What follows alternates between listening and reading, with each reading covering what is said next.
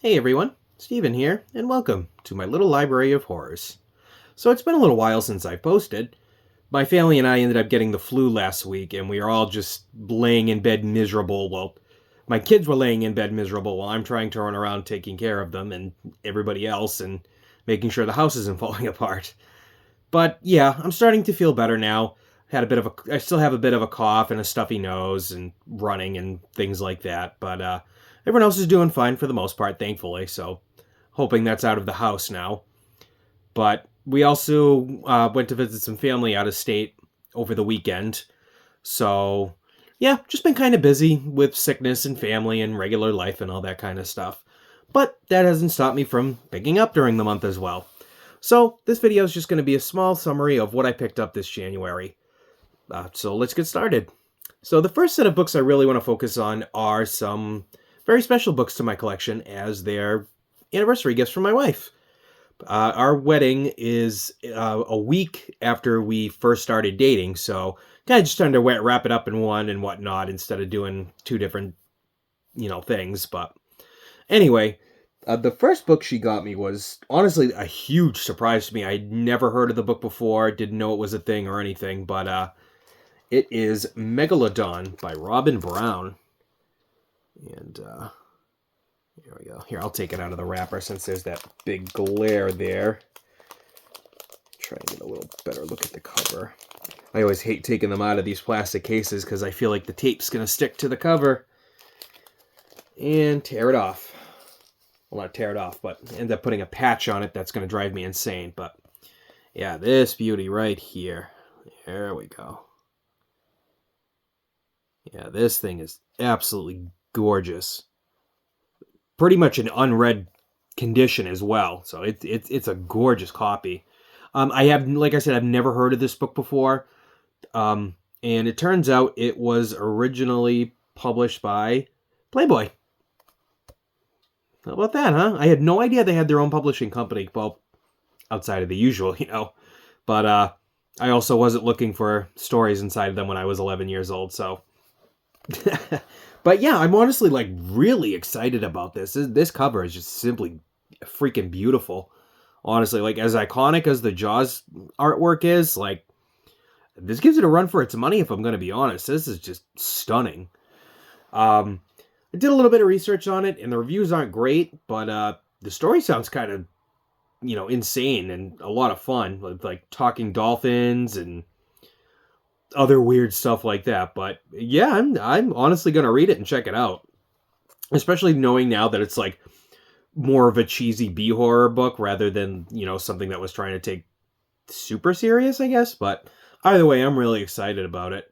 One of my favorite details about the art here is if you look down by the kelp over here, you can see that the artist, there we go, hid their name right on the cover there, which is pretty neat. I love little Easter eggs like that on cover art, so that was pretty cool to see. But yeah, that's going to be like a whole new set I try to hunt down is like the Playboy Press and stuff like that, because I had no idea that was a thing, so even more to reach for. The next is The Mime by Tony Profumo. Now, I've seen this posted quite a few times, and I just love the cover. It's very eerie. Like I really like a lot of realism in my covers. Yeah, it's just very creepy. Like I know everyone says clowns are creepy, but I mean at least they'll talk to you. Mimes are just weird. They just kind of stare at you and like move their hands around and expect you to kind of go along, and it's kind of menacing if I'm going to be honest. But yeah, very beautiful cover art.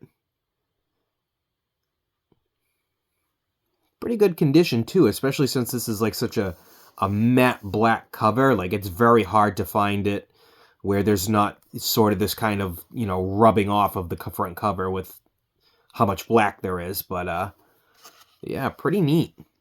Definitely pretty neat. This is one I see, like I said, get posted quite a few times, so very, very happy to add this to my collection. And lastly, but absolutely not least, she got me this. the director's cut collector's edition of Johnny the Homicidal Maniac. The full set. I am so excited to have this in my collection. I lost my original issues over the years, pretty much due to carelessness. And after I had started building my library in here, I stumbled across one of the issues and, just kind of flipped through the pages, and it really, really made me reminisce on, my high school days when it first came out and how much it really kind of shaped my personality through high school and really gave me an outlet for my angst, I guess. I hate everyone. Adults don't know anything, blah, blah, blah, blah, blah. Typical stupid teenage crap, But I'm really excited to look back into it now, because now with a more experienced reading mind and understanding more nuances and messages behind stories rather than just their face value, I'm really excited to kind of delve more into the deeper messages that I know Johnny has. So, I'm super excited about this. A little bit of a bummer that it doesn't have the shorts in it, like Happy Noodle Boy, Wobbly Headed Bob, and so on like that. Which, like I said, is kind of a bummer, but to me personally doesn't affect the overall story that it's trying to tell. I think those were more kind of where Jonan was able to kind of break up the flow of the story with, there'd be like a horrific murder scene at the end, and then there's Happy Noodle Boy screaming that he has no nipples in the middle of a park. Or Johnny has just gone through an incredibly dark point in the day where he's considering just killing himself and he doesn't want to do it anymore, to, kind of sequester into Wobbly Headed Bob, where, that's his whole mindset the whole time, where the happiest people are surrounded by him, but he manages to drag everybody down. So, but anyway, yeah, I'm genuinely very excited to look into this, to read it again, and really, I guess, get a better understanding of the story and have, excuse me, a better appreciation for it. But I will show you just a little bit of the artwork in here, that it's, definitely reminiscent of the 90s, But very grungy, very erratic. But yeah, it's funny enough I opened to this because this is actually one of my favorite scenes in the story, where it's sort of like, a simple kind of decision was made that led to this whole scene, which kind of makes me think of a quote from The Stranger Beside Me by Anne Rule, where it says, when looking back, we often see that it is simple decisions that chart the path to tragedy. And that scene right there is like that whole sentence to a T. It's like, I won't spoil it, just, if anybody ever wants to go and read it, but when you get to that scene, you'll know exactly what I'm talking about. But yeah, that was my anniversary gifts. But if you're watching this, honey, love you. Thank you. Still love them. But yeah. Anyway, let's see. Next batch of books are ones that I decided to pick up on my own. Like I said, I don't want to call it a business, because it's really not a business. I just kind of sell some extra stuff online that I don't use anymore. And I was doing pretty good for a little while, so I decided to do a little online shopping, which is rare for me. But yeah, I'm excited with what I got for some of the deals that I found. It's pretty good. The very first one of this pile, I picked up because, much like the mime, it's only been recently posted that I've seen by a friend of mine, Harry. Harry, if you're watching, hey man. But he posted it, and it's not horror. It's definitely like more of a sci-fi. But the cover alone is just like, okay, that could be a horror book cover, and even if it's not horror, it's cool as hell. And I figured, because literally after he posted it, someone maybe 3 days later was like, oh, I just saw this cover posted, so I went and got a copy. So I knew that this book is just going to gradually increase in scarcity and price. So I managed to find a copy for under $20 in really good condition, which I'm psyched about because the only other 2 copies that I saw were both over 40. So I definitely got lucky, and I'm really happy to have it in the collection now rather than later. But anyway, I'm sure you want to see what it is. That book would be Baphomet's Meteor by Pierre Barbet. And just look at this cover. Absolutely gorgeous. Crazy, insane. Come on, focus there. Let's get some focus here. It's a little blurry. Maybe if I pull back a little here. There we go. But yeah, this cover is just insanely cool. Yeah. So like I said, I knew I had to pick up a copy as soon as I saw it. Like, when Harry posted it, I was like, oh, that's a sweet cover. I'll have to keep an eye out for it while I'm out hunting. But like I said, as soon as I saw another person post it literally days later because Harry had posted it, I was like, okay, I'm going to need to add this to the library now. Because it's going... like I said, I've got a really big inkling it's going to skyrocket in demand. Next up is one I was actually really surprised when I came across it. But, I think I got it for like $10 or $11, and I was just blown away by that because, like... Here, I'll just show you. And this book is called Shock Rock. Look at that. It's got a foreword by Alice Cooper, and it was edited by Jeff Geib, I think. But I mean, just look at the list of the authors up there. Stephen King, Grant Masterson, F. Paul Wilson, David Shaw, even Richard Matheson's in here, Ray Garton. Like, it is just a packed lineup. I didn't even know this book existed, to be honest, like I said, until I stumbled upon it. But, yeah, it's just super cool. And it's in great condition. Like, look at the spine. There's literally no bending on the spine. Don't mind that. That's just part of the wrapping there. But yeah, the spine is immaculate, which is very, very rare to find, especially with any Stephen King at all. Like, it's rare to find any of his work in almost unread condition. I'm personally not like a big music buff kind of person. Like, I'm kind of weird in my music taste, so like this, I may read it one day. I think I will, but I'm gonna go in with lower expectations just because, like I said, I'm not a huge music buff. So when that's kind of like much like in Stephen King's Revival, where like music is sort of a very heavy theme through the story, I just don't care for it, to be honest. But we'll see. Next up is another one that I came across. I didn't know it was a book, which, I mean, is probably going to sound silly to some of you, but yeah, like I said, I had no idea it was a book, but then I saw it, and the seller only wanted $10 for it, so I was like, I mean, shoot, why not? The cover is awesome, and I don't know, I think it may start something new for me. But that is going to be, let's see, make sure I got the right author here. Novelized by Delos W. Lovelace, and that is the one, the only King Kong.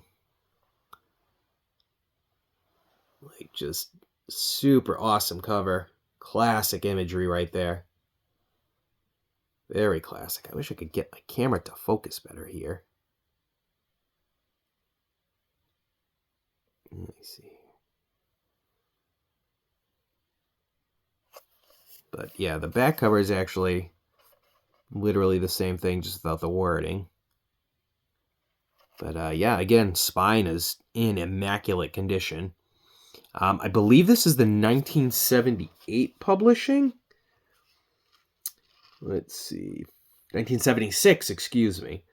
Yeah, but was originally written in 1932. So, like I said, didn't even know it was a book before it became a movie. So,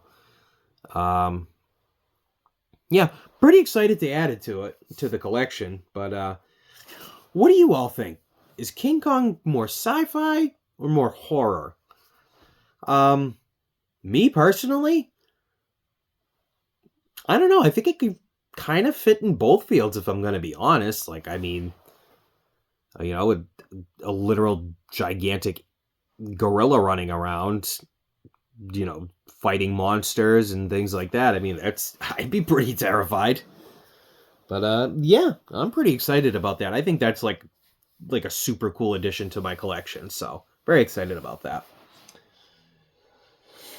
Next is Sea Trial by Frank Di Felita.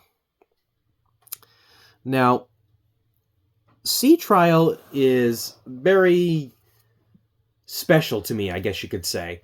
I remember back when I was first starting to branch out into other authors outside of King and looking up, scariest horror books ever, or in things like that nature.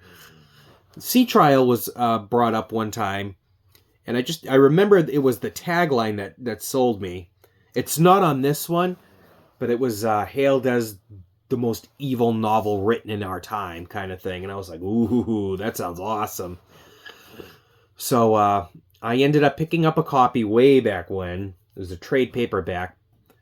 And then I ended up getting a good deal on a signed Advanced Reader's uncorrected proof of it. And now I have the official paperback to it. So I've literally got 3 different copies of this book, all different. But I'm excited to be able to add this to my collection. Like I said, I definitely need to get around to reading it this year. I really need to read some of Frank's work in general because he gets a lot of praise, and I don't think I've ever read any of that. Excuse me a second. There's that cough. But yeah, very excited to get to this. Good deal on this one, too. I don't remember what I paid for it. Next up, actually, just came in today. And this is one I've been wanting for quite a while now. Jeez, so sorry. But this one is The Sentinel by Jeffrey Convitz. And just a super creepy cover. Like, I remember as a kid, like, there was this instant that, like, thinking back on it now, it was ridiculous to even be terrified in the first place. But I remember my grandmother used to work at a nursing home. And one day we went to the building she worked at, and she had to get something. I don't remember what. But she left me and my 2 older cousins in the car while she ran in to get something. And this old man just happened to walk up to the window of the car and started knocking on the window.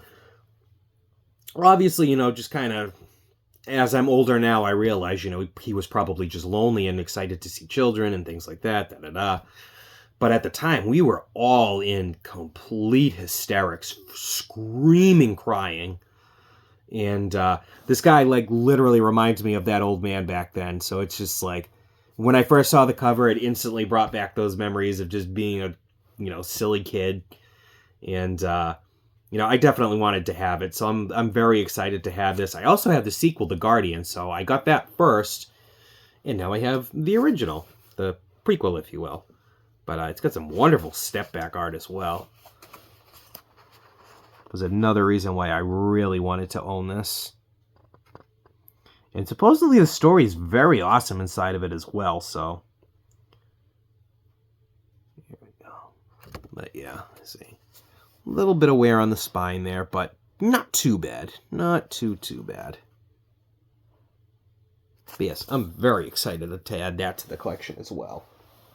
Let's see. And last but not least for my online pickups, Dark Prism by David Lippincott.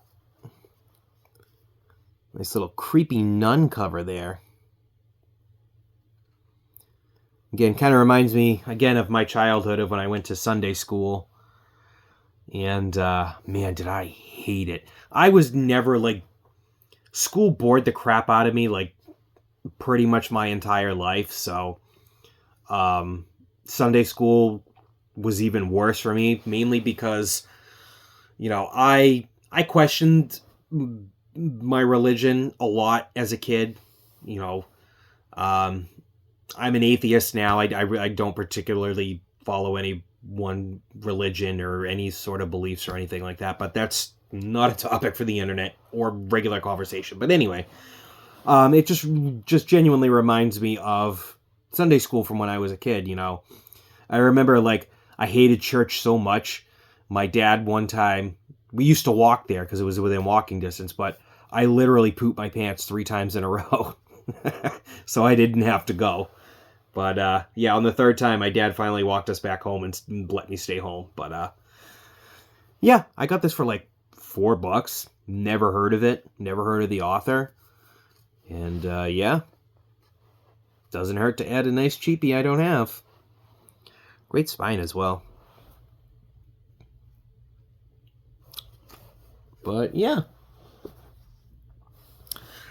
Alrighty, so my next batch of books here was actually from a trade from a new person in one of my Facebook groups that I'm in. So pretty excited about that. It's always good to be able to broaden your horizons, I guess, or build some bridges within, you know, the horror literature community, especially with, you know, as retro paperbacks start to become more and more popular and more people want to collect them. It's good to, you know, kind of establish those kind of ties early, so you never know what somebody else is going to find that you may want, and you may have something that they want. So anyway, the first book up that I asked for was Vampire by Brian Lumley.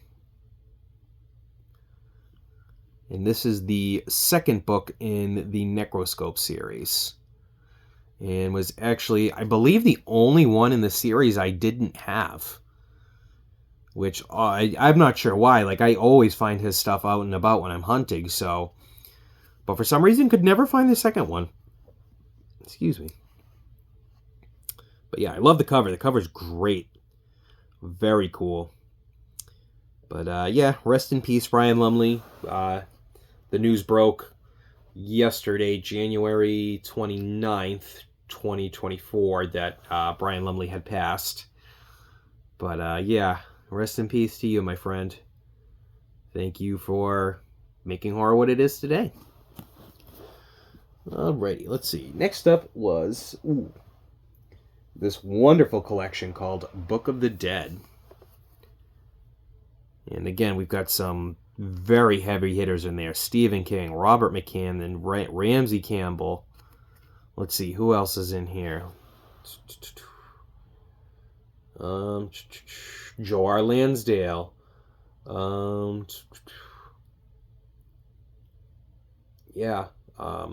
Yeah, very, very great cast of authors. Like, especially having like 2 out of 3 of my favorite there, King and McCammon.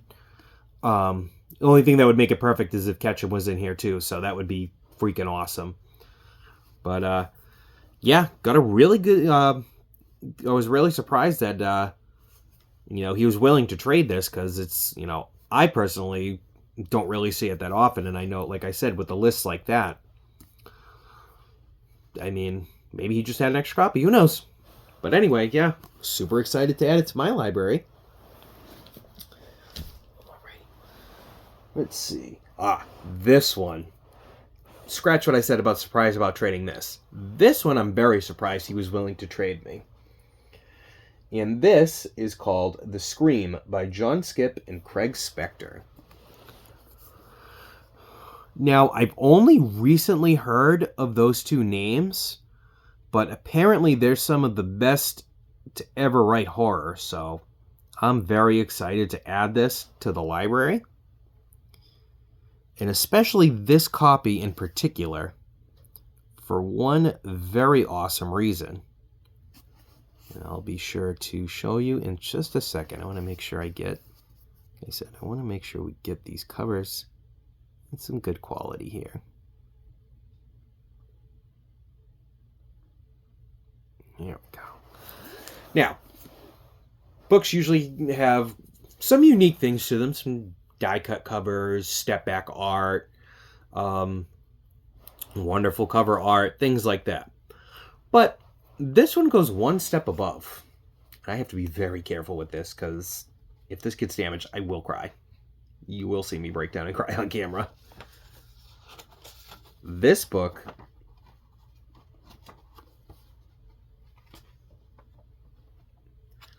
quite literally comes with an entire poster inside of it.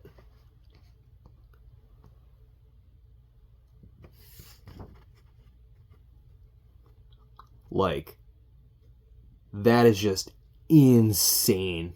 I've never seen anything like this. Like, when he had first shown me what he had for trade, I only saw the cover and I was like, oh, hey, I don't have anything by those authors. I especially don't have that book. So, I mean, yeah, I think I'd add that to the pile. And then he had mentioned, oh, yeah, this has the poster included with it, too, which apparently is super rare, which, for obvious reasons, you know, like, even issues of, like, Nintendo Power are much more valuable with the posters inside of them. So, I'm quite literally over the moon to have this in my collection now. Like, this is going in my display case because it's, I mean, who knows when something like that, when I could ever find something like this again. The only other book that I know of that had something even remotely similar to that would be it's a Goosebumps book. It's much later in the series. Let me see if I can see it from my case here. I don't think I'm going to be able to, but it's later in the series, and it's got a wolf on the cover. And it comes with a mask based off the wolf on the cover of the book. So that's one I'm still on the lookout for, too. As I've gotten all of my entire Goosebumps collection secondhand. So, still on the hunt for that one. This one I'm very excited as well. Mainly because I've just started really getting into collecting these. I didn't realize that they were starting to get so popular. So I've started to be on the lookout more for them while I hunt. And those are movie novelizations. And this one, I'm just overall psyched to add. And that is Gremlins 2, The New Batch. Now, I'll be the first to admit, I have personally never seen Gremlins. I've never seen any of the movies. I don't know really much about them. And I feel like that's a shame. I really think I'm going to go and watch the movies, to be honest, because, you know, they're popular for a reason, obviously, but it just kind of looks like a lot of fun, and I don't know why I've never taken the time to really sit down and watch it, but I'm very excited to add a novelization of one of the movies to my collection. It's just, the cover's just super cool. I'm not sure if that's like a cover of the second movie or anything, but I will refrain from trying to even name what the creatures are because I will probably sound like an idiot. Next up is one, again, very excited to add to the collection, as I've said 100 times, but it is Books of Blood, Volume 2 by Clive Barker. Now, I know I have the third one, so I'm pretty excited to add the second one, which I feel like is the rarest out of the collection. Unless there's a fourth one. I don't really remember. But, yeah, definitely pretty psyched to have this in there. I really got to get around to reading these two. But I really want to read Hellbound Heart first before I go anywhere else near Barker's work. I just have to find a copy. And last, but certainly not least, out of the collection and out of my haul for January, is Darkman, a novel by Randall Boyle. I believe this is another novelization, I think. Yeah, it says it's based on a screenplay, things like that, so I'd assume it would be. But yeah, it looks pretty interesting. Pretty cool cover. Like I said, I'm not really sure if it's a movie or not. But just wanted to add it. But yeah, so that's all of the pickups I had from January. Pretty wide variety, some sci-fi, some movie tie-ins, horror, obviously. But yeah, I had a really fulfilling January as far as pickups. What did I add here? Let's see. 2, 4, 6, 8, 10, 12, 14, 15. So I've added, let's see, probably about 120 books to my library in January. This video only had 15?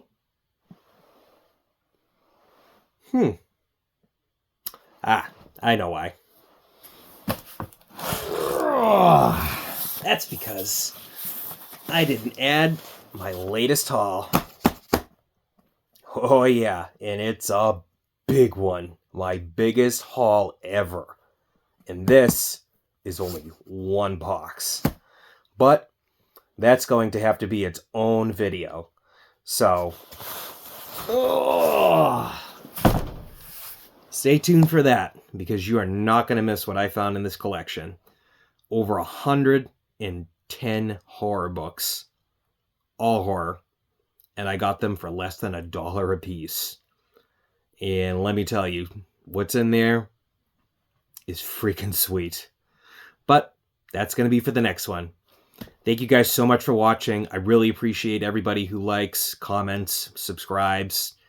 Genuinely just gives me any of your time during the day. I know we're all super busy and life can get hectic. And, so the fact that you're here, listening to me talk about books and, it means a lot to me. And I do appreciate it. So hopefully, I added a little entertainment to your day today.